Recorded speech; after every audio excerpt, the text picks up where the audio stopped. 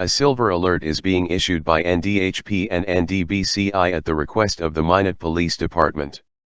Sherman Leroy Sierra of Minot is a 73-year-old Native American male.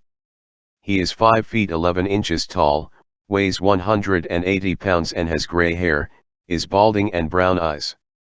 Last known contact with him was on Wednesday, May 17 at his residence in Minot, North Dakota, and was reported missing today. He is believed to be driving a red/maroon 2021 Toyota Highlander with North Dakota license plate 191DJD. Sherman Leroy Sierra has several medical issues and may have tape covering his right eye. He also has dialysis ports on his chest and left arm. If you have any information regarding this incident, please contact the Minot Police Department at 701-852-0111.